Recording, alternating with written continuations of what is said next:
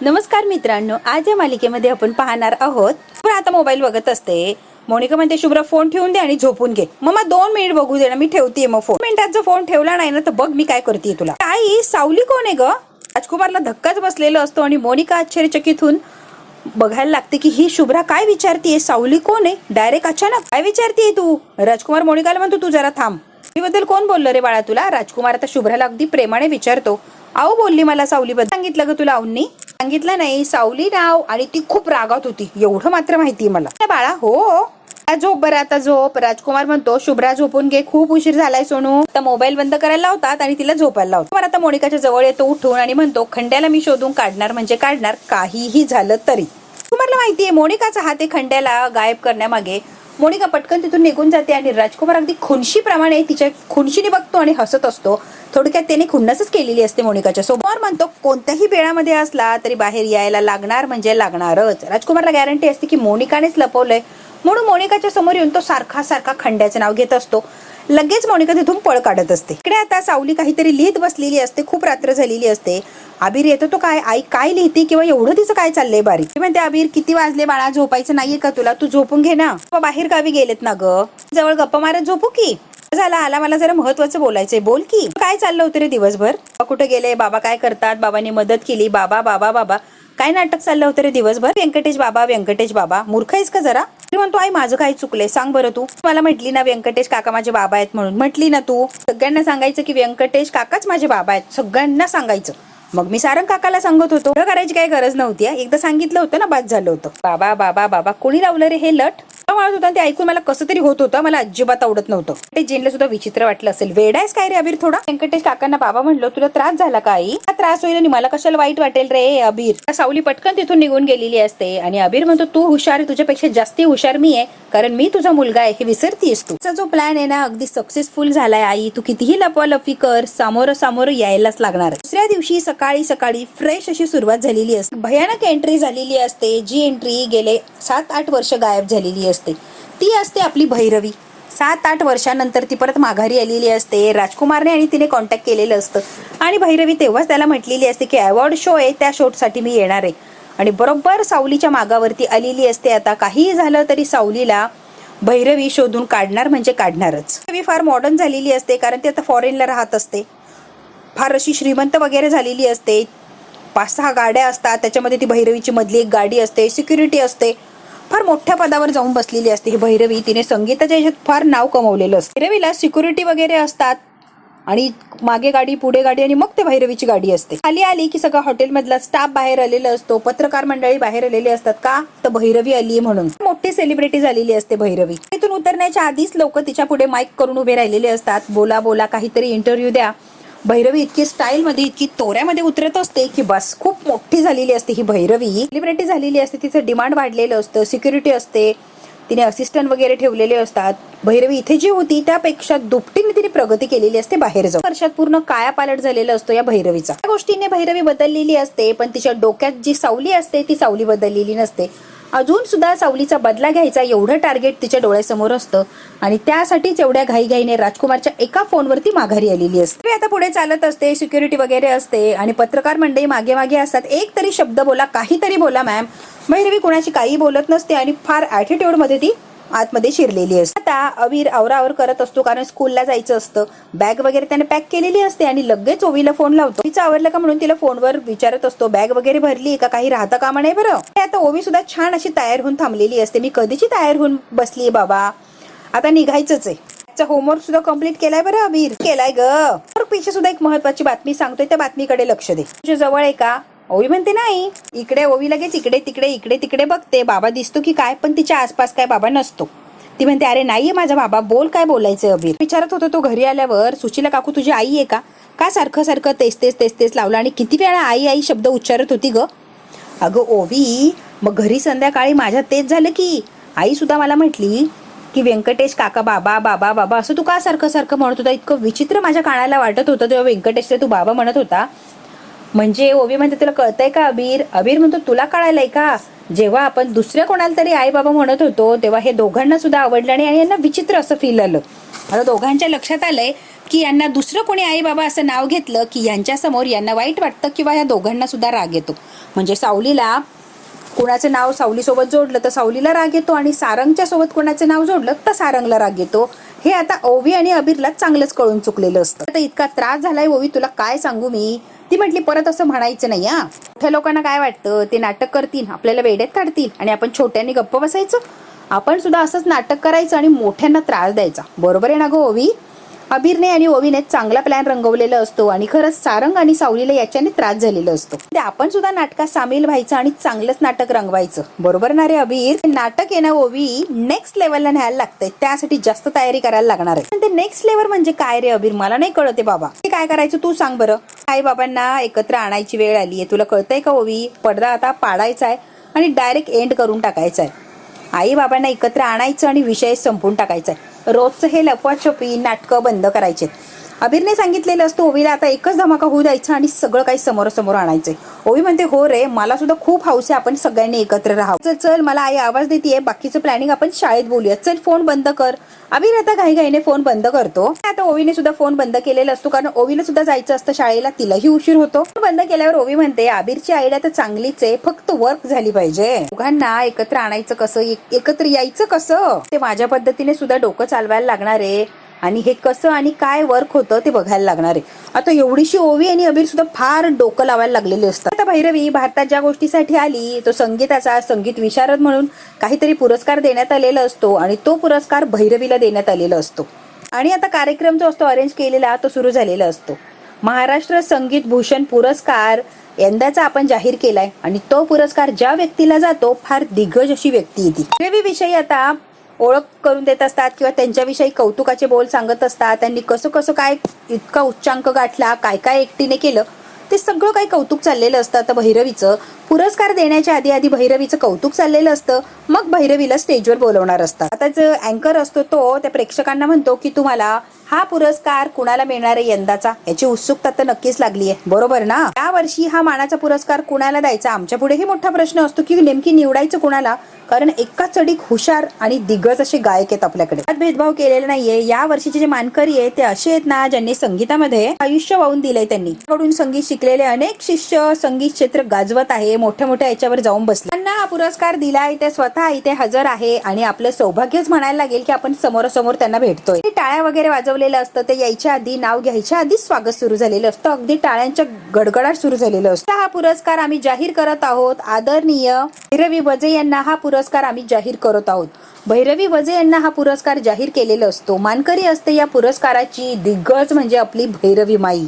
बघा स्वतः त्या आलात, अशी ऍटिट्यूड मध्ये एंट्री घेतलेली असते भैरवी माईने, अशी स्टायलिश झालेली असते ही भैरवी माई की नवीन कोणी बघितलं तर ओळखणारच नाही की त्यावेळेस भैरवी माई अशी होती आणि आता ही भैरवी माई अशी आहे. जोरदार टाळ्यांच्या गजरात भैरवी वजे यांचं आपण स्वागत करूया. वर आल्या आल्या भैरवीने सगळ्यांना आधी बारीक असं बघून घेतलेलं असतं. कोणी ओळखीचा चेहरा दिसतो की काय, कोण कोण हजर आहे, काय काय सगळं काही अगदी बारीक भैरवीने बघितलेलं असतं. आणि आता ती गॉगल वगैरे काढते आणि आता समोर बघत असते.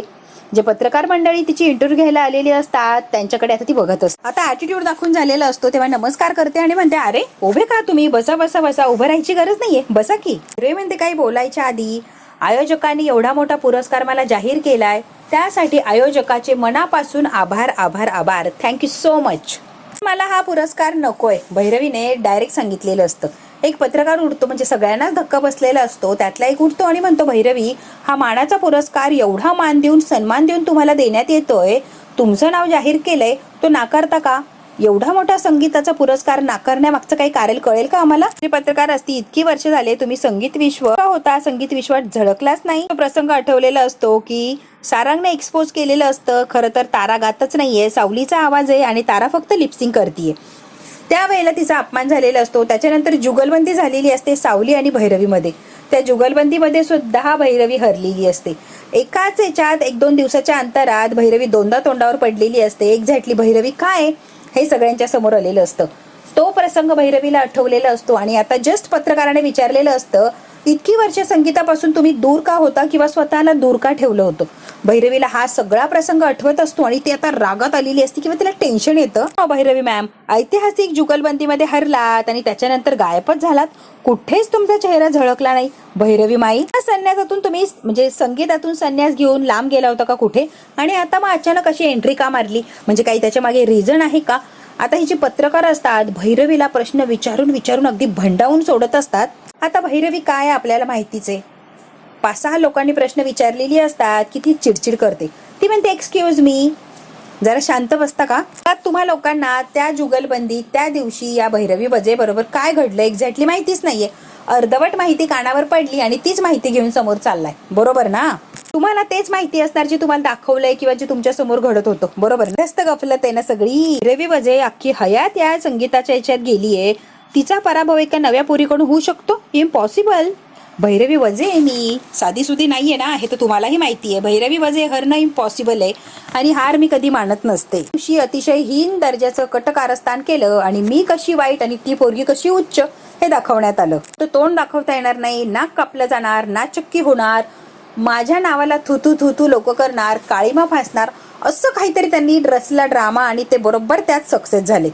भैरवी वजेला आयुष्यातून जगातून उठवण्यासाठी त्यांनी प्लॅन केला आणि त्या प्लॅन मध्ये ती लोक त्यावेळेला बरोबर सक्सेस झालेले असते. कडून त्यांनी कोंडी केली, सगळेजण एक झाले आणि ही भैरवी एकटीच राहिली. लोकांनी त्यांना जे अपेक्षित होतं ते दाखवलं.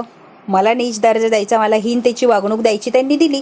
आणि तुम्ही पत्रकार मंडळी काय जे दिसतं त्यालाच लगेच भुलता आणि त्याच उदो उदो करत फिरता. तुम्ही तर काय मग डोक्यावरच घेतलं आणि भैरवीला पायाखाली तुडवलं, बरोबर ना पत्रकार मंडळी? त्यावेळेला जे झालं 7-8 वर्षांपूर्वी त्या जखमेला मलम लावायचं म्हणून हा पुरस्कार देण्यात येतोय. आणि मी सुद्धा भैरवी वजे साधी सुधी नाहीये. मला तो पुरस्कार नकोच आहे की, म्हणूनच मी तो पुरस्कार नाकारलाय. नाही तर कोणी वेडीच असेल ती एवढा मोठा पुरस्कार नाकारेल, बरोबर की नाही? मला सुद्धा वेड वगैरे लागलेलं नाहीये, पण मला सिंपती नकोय, दया नकोय, भीक नकोय, माझा मान आणि अधिकार हवाय. ज्या गोष्टीच्या पात्रतेची मी ती गोष्ट तुम्ही देताय, पण फार काळ उलटून गेल्यावर, वेळ निघून गेल्यावर मला तो पुरस्कार मिळतोय. त्यामुळे त्या पुरस्कार मला नकोच आहे. मी स्वतः हा पुरस्कार नाकारतीये. त्यामुळे तुम्हाला तुमच्या सगळ्याच प्रश्नांची उत्तरं मिळाली. सगळ्यात महत्वाचं, जिच्यामुळे हा पुरस्कार मी नाकारतीये किंवा नाकारण्याची माझ्यावर वेळ आली, एकमेव व्यक्ती म्हणजे सावली. ते पत्रकार असतात ती गोंधळ्यासारखी होतात, एकमेकांमध्ये कुजबूज करायला लागतात. सावली? सावली कोण? आणि ह्या कोणत्या सावलीचं नाव घेताय?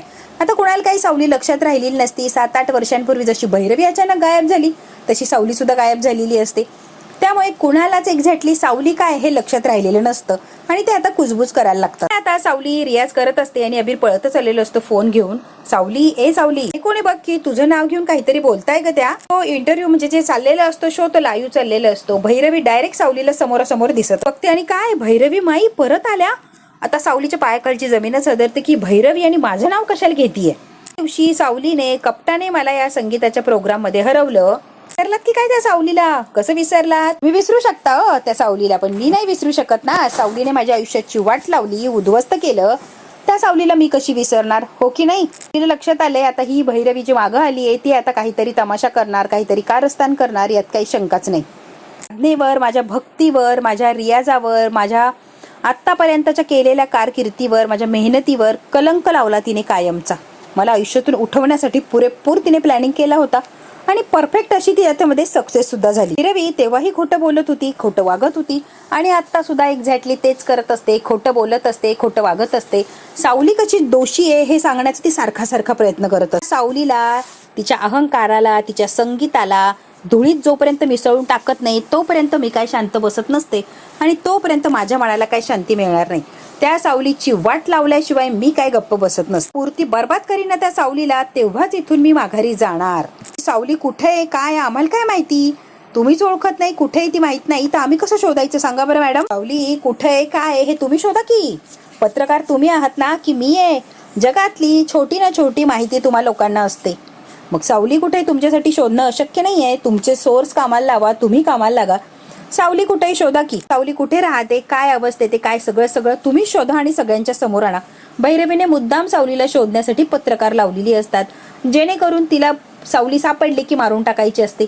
राजकुमारचं आणि तिचं त्या दिवशीच फोनवर ठरलेलं असतं की मी पत्रकारांना कामाला लावते, सावली कुठे हे ऑटोमॅटिकली आपल्याला समजतं. रंगमंचावर सावलीने जुगलबंदी ठरवलं होतं ना, आठवतंय ना? तेच त्या सावलीचा पराभव करणार आणि ही भैरवी वजे काय हे दाखवणार, यात काही शंकाच नाही. तेव्हाच मी हा पुरस्कार घेणार. भैरवी जे काय बोलली आहे त्यात सगळे पत्रकार खुश झालेले असतात, कमालीचा आनंद वाटतो आणि टाळ्या वाजवायला लागलेले असतात. ती आता घाबरलेली असते, इतकी घाबरते की परत ही भैरवी माया आली आहे म्हणजे माझं आयुष्य आहे त्याच्यापेक्षा सुद्धा ती आता वाईट करून टाकणार.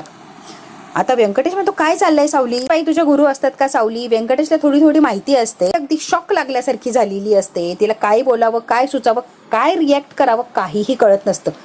इकडे आता जिथे खंड्याला ठेवलंय ना तिथे आलेली असते ही मोनिका आणि तो जो खंड्याचा सर्वंट असतो म्हणजे त्याला देखभाल करायला ठेवलंय तो आपल्या मोबाईलमध्ये मग्न असतो. मोनिका म्हणते ए लक्ष आहे की नाही, मध्ये सारखं बघत असतो की याच्याकडे लक्ष पण देतो, तुला पैसा मोजलाय, लक्ष आहे की मॅडम याला चांगल्या हॉस्पिटलमध्ये नेलं पाहिजे, इथे तो सुधारणार नाहीये, कदाचित संपेल पण तो सुधारणार नाहीये. ए शहाणपणे शिकू नकोस, डोळे उघडेल ना तेव्हा मी इथे असतं अत्यंत गरजेचं आहे, कळतंय का? तो जे काही बोलणार आहे ना ते फार महत्वाचं आहे माझ्यासाठी, मी कुठेच हलवू शकत नाहीये, त्याच्या मागावर ऑलरेडी खूप माणसं आहे आणि ते माणसं त्याला काही जिवंत ठेवणार नाही, त्यामुळे त्याला इथंच ठेवायला लागणार आहे. मोनिका ओरडून ओरडून त्या माणसाला सांगत असते. एवढं एकच म्हणणं असतं की याला दुसऱ्या हॉस्पिटलला शिफ्ट करा म्हणजे हा वाचेल, कारण याची परिस्थिती सुधारत नाहीये तर अजून खराब होत चालली आहे. तर काय रे, याला जेव्हा जिथून उचललं तुम्ही तेव्हा त्याचं मोबाईल वॉलेट वगैरे काहीतरी सामान सापडलं असेल ना? नाही मॅडम त्याच्याजवळ काहीच नव्हतं.